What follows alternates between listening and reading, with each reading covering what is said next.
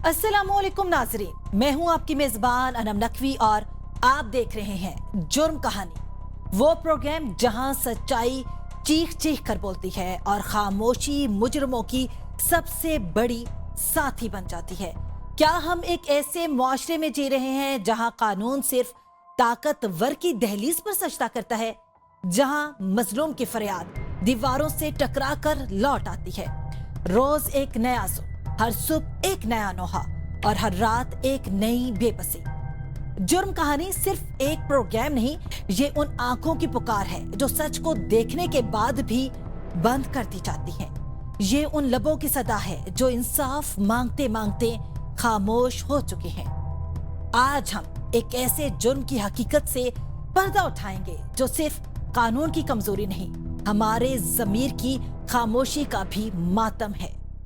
ये दास्तान है जुल्म की और सवाल है हम सबसे, क्या हम फिर खामोश रहेंगे या सच्चाई के साथ खड़े होंगे? आइए चलते हैं इस सच की तरफ जिसे छुपाने की बहुत कोशिश हुई, मगर जुर्म कहानी में कोई हकीकत छुप नहीं सकती। आज की ये कहानी सिर्फ एक खबर नहीं बल्कि एक ऐसा नोहा है जो इंसानियत के सीने पर लिखी गई एक स्याह तहरीर बन चुकी है। वो रिश्ता जिसे दुनिया की हर तहजीब में सबसे मुकद्दस माना जाता है, आज उसी रिश्ते को लहू में नहला दिया गया। एक माँ जिसकी गोद मोहब्बत की पहली दरसगाह होती है, उसी माँ को उसकी अपनी औलाद ने हमेशा के लिए खामोश कर दिया। मेरा नाम राबेल है।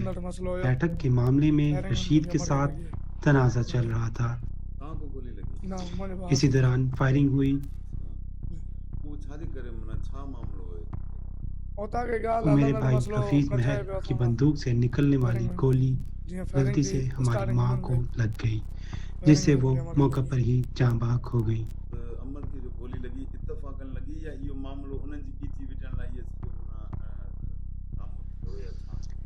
इस वक्त मैं अपने भाई के पीछे खड़ा था।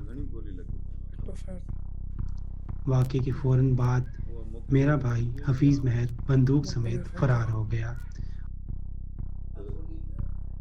और कच्चे की तरफ निकल गया।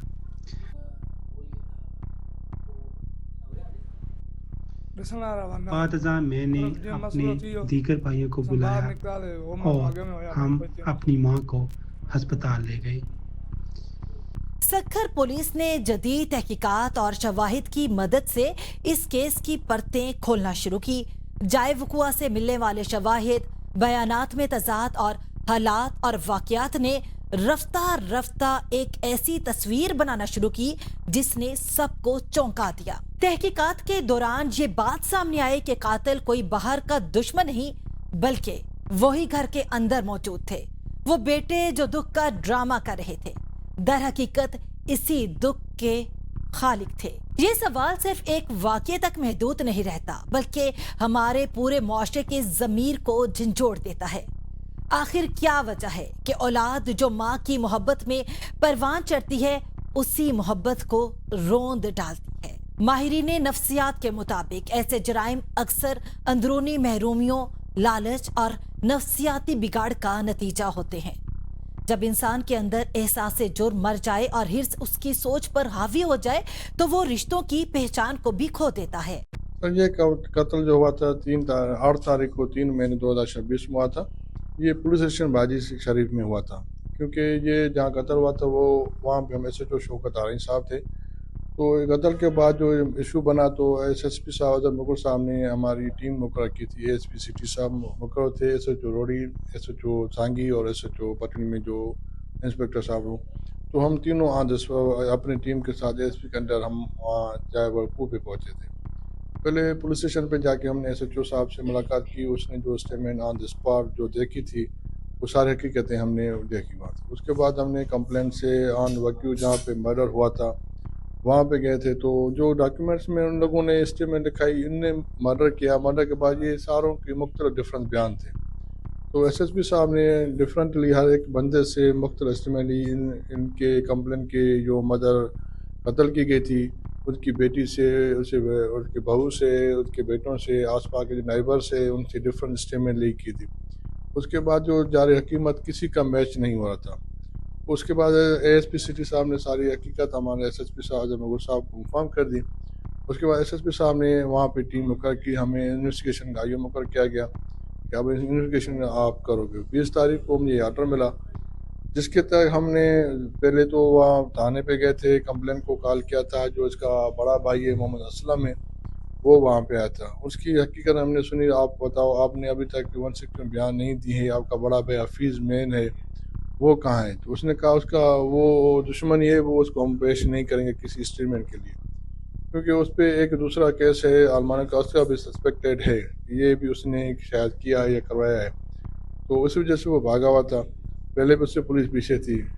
پھر اس سے محمد اسلم نے یہ اسٹیٹمنٹ ہمیں دے دی تھی ہمارے عبدالرشید والوں سے, اپنے گیسٹ ہاؤس کی پرابلم جو ہوتا کہ ان پہ ان کا پرابلم ہے, تو وہ اسی وجہ سے جھگڑا ہوا ہے. ہم نے یہ پری پلان بنایا تھا تو ہم نے ابھی ماں کو کال کر کے اس پہ کیس داخل کروا دیں گے. روزے سے 5-10 منٹ پہلے, مغرب کی نماز سے پہلے ان لوگوں نے یہ سارا پلان بنایا, جس میں خود نے اسٹیٹمنٹ دی ہے قرآن پاک پہ کل شام کو کہ میں اور میرا بڑا بھائی حفیظ نے مل کر اپنی ماں کو قتل کیا ہے. اس کو فائر حفیظ نے کیا ہے اور میں اس کے بیک میں تھا. جو فائر اس کو نکل کچھ گولیاں کے چھرے, ایک بچی ہے جس کی 10 سال ایج ہے, اس کو لگی ہیں. اس کے بعد ہم جب اس کو اسٹیٹمنٹ لی تو یہ اس میں ابھی تک اس نے یہی شو کیا ہے, جو ویپن اس نے یوز کیا ہے وہ کہاں پھینکا ہے وہ ہمیں بتایا گیا ہے, وہ جس کی ہم ڈسکلوز نہیں کرتے. امید ہے کہ اس کیس کی بڑی انویسٹیگیشن آگے جو عقائد ملیں گے, جو ایکوز اور اس میں انوالو ہوں گے, سب کو اریسٹ کیا جائے گا اور قانون کا ٹرم لایا جائے گا. سر یہ بتائیے کہ ان لوگوں نے کیا سوچا تھا اپنی والدہ کو قتل کر کے, کیا آخر ان کا مقصد تھا؟ سر ان سے پہلے ہم نے جو اسٹوری سنی ہوئی ہے, جو اس کا پہلے کوئی قتل ہوا تھا لیڈیز کا, جس کا یہ تاوان ان لوگوں نے تقریباً 65 لاکھ لیے چکے تھے. تو میں سمجھ سکتا ہوں یہ کہتے ہیں کہ بندوں کو پہلے یہ ایک مدر کی ایج بھی 17 ایئرس ہے, اور اس کو ان لوگوں نے جس طرح قتل کیا تو یہ تو بہت غلط بات ہے. ہم نے اپنی پوری کوشش کی تو جو ریئل کلر ہیں اسی کو اریسٹ کیا جائے. اور یہ ان لوگوں کا جھگڑا ہے کہ وہ قتل کر کے دوسرے پہ FIR کروانا, ان ایجوکیٹڈ پرسن کا یہی پرابلم چلتا ہے. پولیس کی یہ کامیابی اپنی جگہ, مگر ایک ماں کی قبر کے پاس کھڑا سوال آج بھی جواب مانگ رہا ہے. وہ ماں جو شاید آخری لمحے تک اپنے بیٹوں کے لیے دعا کر رہی ہوگی, اس کے احساسات کو کون سمجھے گا؟ ایسے متاثرہ خاندانوں کی نفسیاتی کیفیت کیا ہوتی ہے, وہ کس کرب سے گزرتے ہیں, اور انصاف ملنے کے باوجود ان کے دلوں کے زخم کیوں بھرتے نہیں؟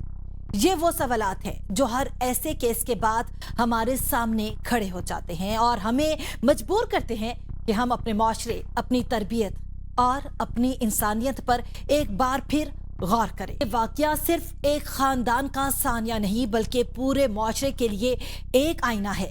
سوال یہ ہے کہ کیا ہمارے سماجی ادارے, تربیتی نظام اور قانون نافذ کرنے والے ادارے ایسے جرائم کو روکنے میں مؤثر کردار ادا کر رہے ہیں, یا ہم ایک ایسے معاشرے کی طرف بڑھ رہے ہیں جہاں رشتے صرف نام کے رہ گئے ہیں؟ جب اولاد ہی قاتل بن جائے تو پھر سیکیورٹی کا تصور کہاں باقی رہتا ہے؟ کیا ہمیں صرف جرم کے بعد انصاف چاہیے, یا جرم سے پہلے اس کے سدباب کے لیے بھی سنجیدہ اقدامات ضروری ہیں؟ ناظرین, یہاں پر لیں گے ایک بریک, اور بریک کے بعد پھر حاضر ہوں گے, تو ہمارے ساتھ رہیے گا کیونکہ جرم کہانی ابھی باقی ہے. ناظرین, ویلکم بیک. آج کی جرم کہانی صرف ایک فرد کی داستان نہیں بلکہ ایک ایسے معاشرے کی تصویر ہے جہاں شہرت کی چمک آنکھوں کو چندھیا دیتی ہے اور سچ دھندلا سا جاتا ہے. یہ وہ دنیا ہے جہاں موبائل سکرین کے پیچھے بننے والی پہچان حقیقت سے زیادہ طاقتور ہو جاتی ہے اور انسان اپنے ہی کردار کے بوجھ تلے دبنے لگتا ہے. ناظرین, یہاں سے ایک نئی کہانی کی شروعات ہوتی ہے. ایک ایسا کردار جو سوشل میڈیا پر کبھی سچ بولنے والا محسوس ہوتا ہے تو کبھی اسی زبان کے باعث تنقید کی زد میں آ جاتا ہے. یہ دوہرا پن صرف اس کا نہیں بلکہ اس سسٹم کا بھی ہے جہاں تعریف اور نفرت ایک ہی رفتار سے جنم لیتی ہے. حکیم شہزاد المعروف لغاباد کے حوالے سے کہ ان کے اوپر الزام لگایا جا رہا ہے کہ FIR جو ہے وہ جناب کی FIR ہوئی ہے تھانہ صدر شجاع آباد میں. کتنی صداقت ہے؟ اس وقت میرے ساتھ ان کے جو صاحبزادے ہیں نصیب الرحمان وہ موجود ہیں, ان سے بات کرتے ہیں. سر بتائیں, یہ جو الزام لگایا جا رہا ہے FIR بھی ہوگی, اس میں کتنی صداقت ہے؟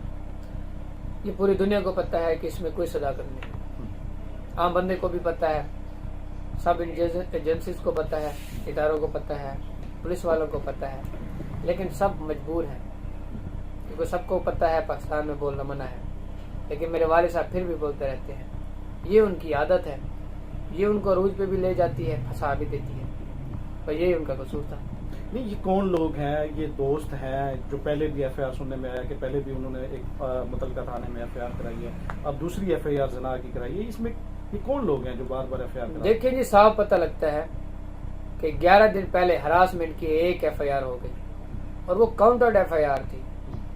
ہم نے پہلے ان کے اوپر کرا رکھی تھی اسکیمنگ کی، فراڈ کی، انہوں نے کاؤنٹرڈ ایف آئی آرز کریں، ان کی ایف آئی آر ہو گئی، ہماری 6 مہینے پہلے سے اپلیکیشن رول رہی ہیں ہر جگہ پہ، وہ ضمانت کرا لی ہم نے، قابو نہیں آئے، تو پھر بلایا گیا، بلا کے پھر ایف آئی آر دے دی گئی، اور پھر جو ہے یہ ایف آئی آر دے دی گئی کہ میرے ساتھ کوشش کی گئی۔ پھر اگلے دن عدالت میں ایک بیان چینج ہو گیا کہ کوشش نہیں کی گئی، 376 اس میں ڈال دیا گیا، اضافہ کر دیا گیا۔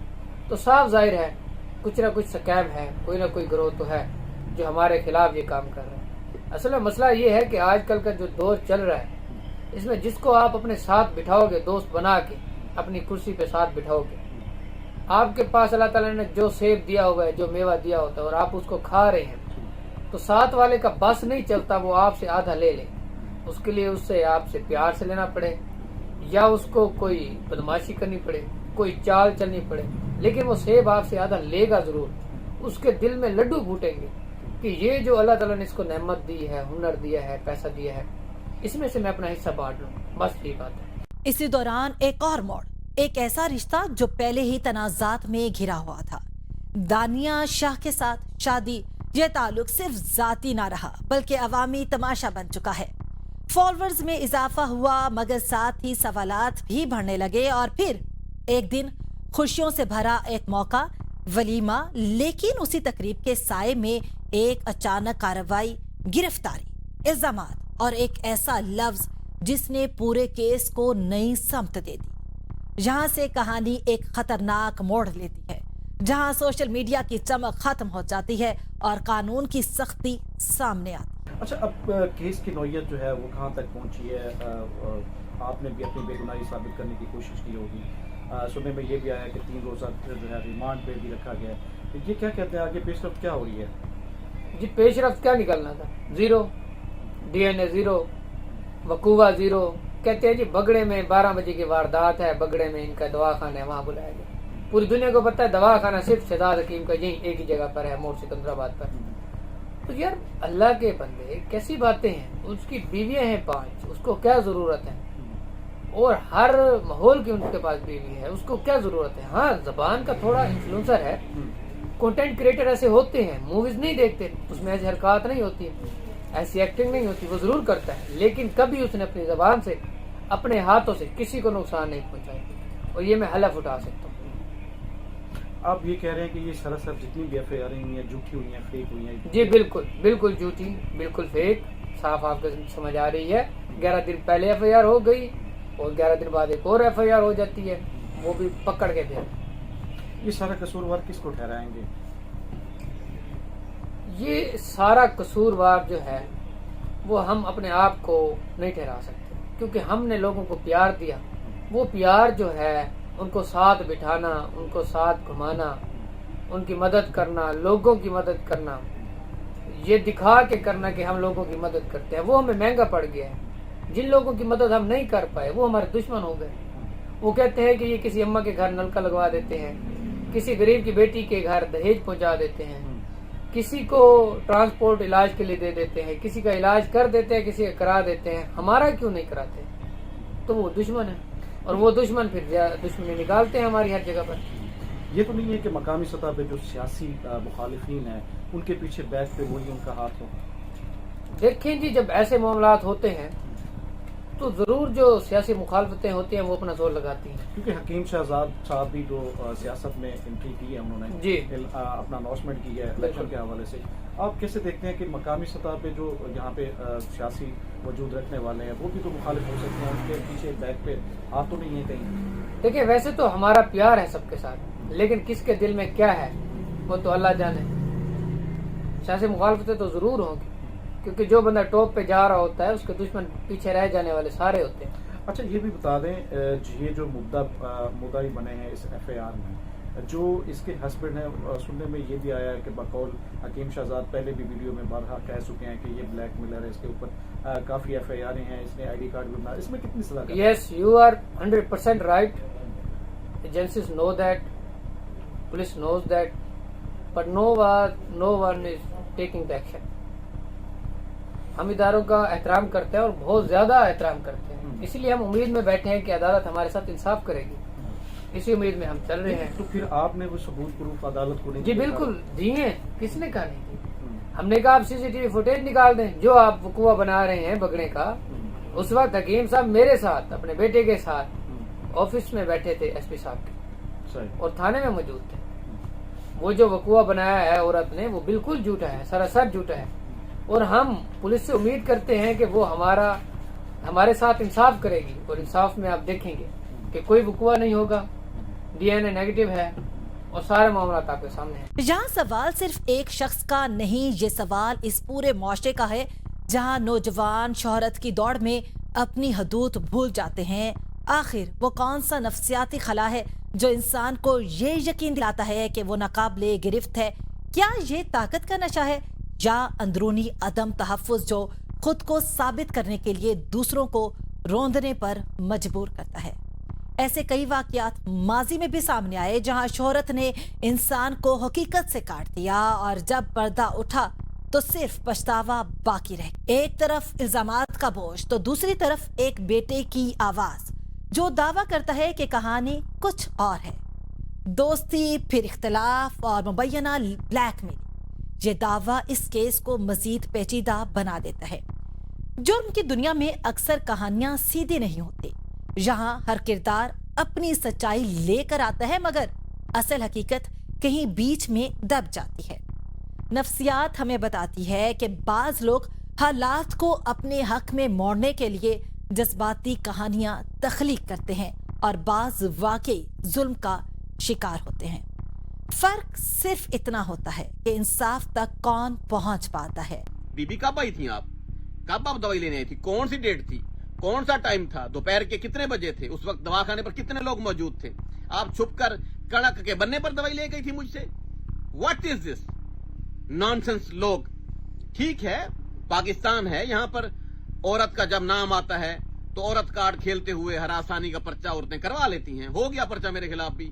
اس کا مطلب یہ بالکل نہیں ہے کہ میں نے 5ویں شادی کی ہے تو 5ویں شادی مجھے جناب والی نظر لگ گئی ہے اور اب میرے خلاف جناب پرچہ ہو گیا اور میں دواخانہ چھوڑ کے بھاگا ہوا ہوں. آج کیا ڈیٹ ہے بھائی؟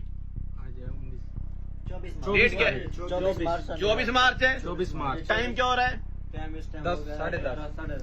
24 مارچ 2026 رات 10 بجے میں اپنے دواخانے میں موجود ہوں. دواخانے میں موجود ہوں. آپ کیسے کہہ سکتے ہیں میں فرار ہوں؟ میں نے بیل کروائی ہے اس پرچے کی, میں سامنا کرنے کے لیے تیار ہوں.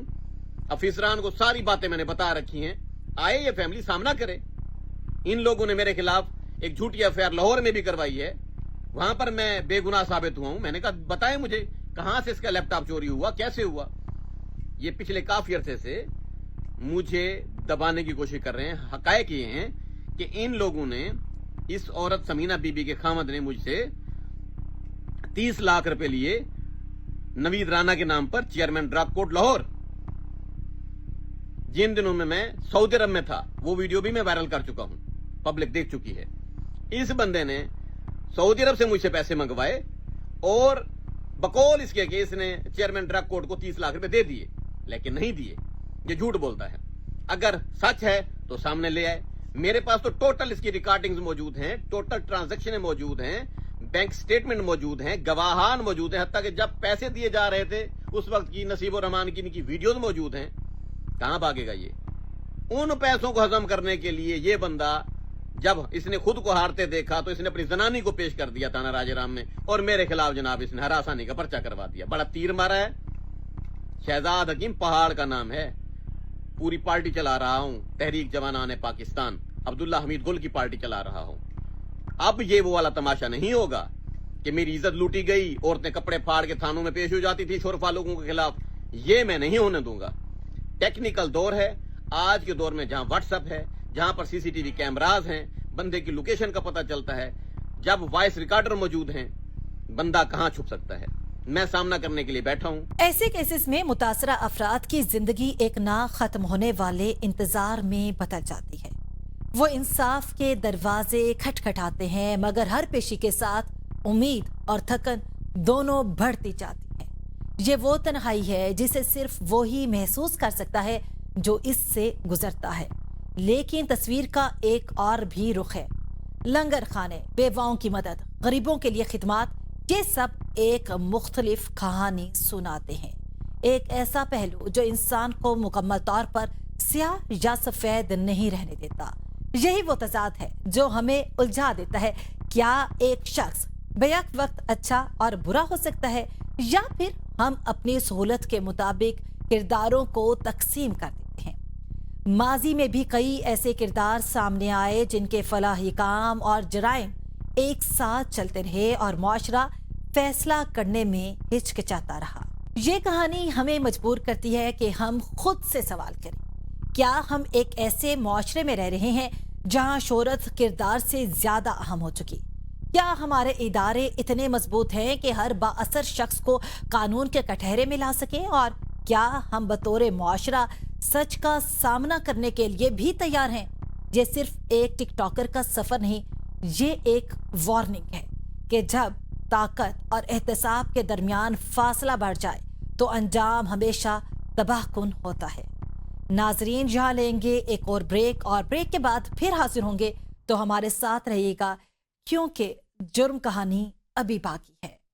नाजरीन, वेलकम बैक। ये कहानी सिर्फ एक केस की नहीं, ये एक समाज के जख्म की कहानी है। एक ऐसे खौफ की कहानी जो खामोशी से घरों में पलता है, और एक ऐसे निजाम पर सवाल है जो अक्सर सच के सामने आने से पहले ही थक जाता है। जब जुर्म बार बार दोहराया जाए और इंसाफ बार बार ताखीर का शिकार हो, तो सिर्फ एक वाकया नहीं रहता, एक अलमिया बन जाता है। हमारे माशरे और हमारे दीन में ख़वातीन के हकूक़ बहुत ज़्यादा हैं।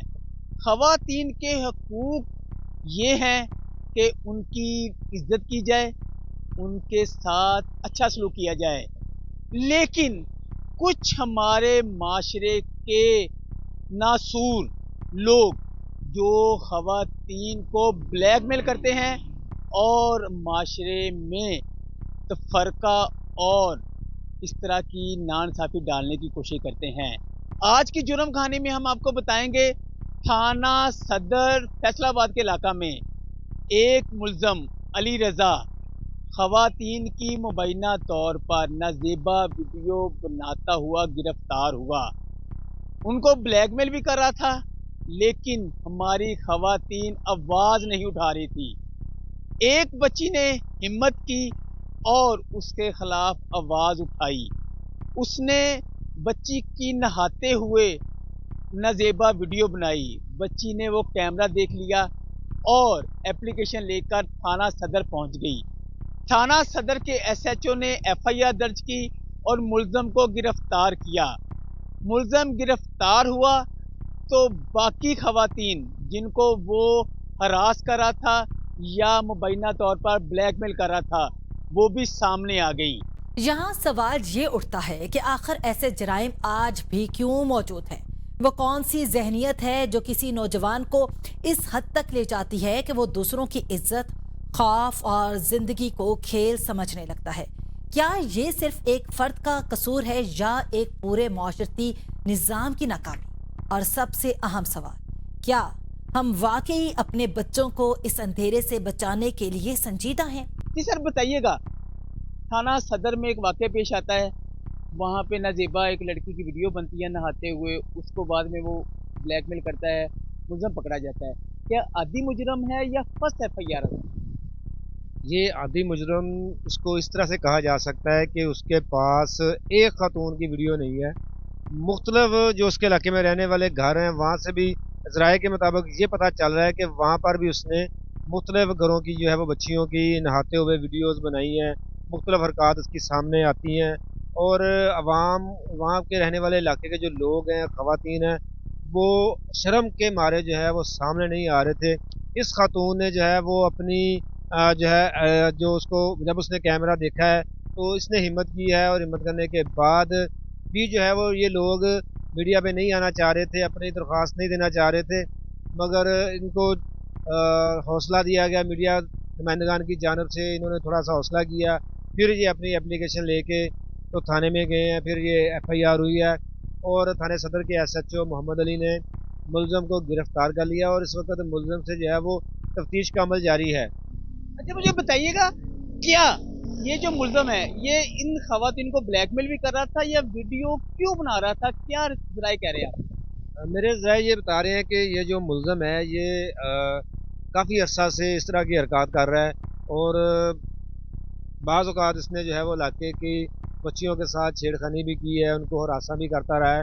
مگر یہ 225 کا علاقہ ہے تو وہاں پر کہہ لیں کہ گاؤں کا ماحول ہے ایک قسم کا, تو وہاں پر لوگ جو ہیں وہ اپنے اتنے اویئرنیس نہیں تھی ان کو کہ قانون کے پاس جائیں اور جا کے جو ہے اس طرح کے معاملات کو وہ آگے بڑھائیں, کیونکہ میں نے آپ کو پہلے بھی بتایا کہ وہ 225 کا علاقہ جو ہے وہ دیہاتی قسم کا علاقہ ہے, تو لوگ وہاں پر جو ہے ان باتوں کو چھپا کے رکھا تھا لوگوں نے.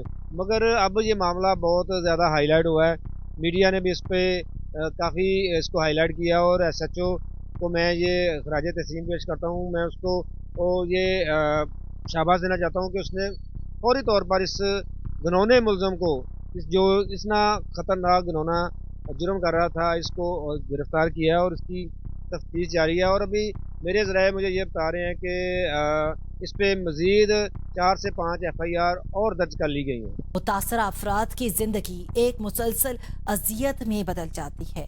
وہ ہر لمحہ خوف, شرمندگی اور تنہائی کا شکار رہتے ہیں.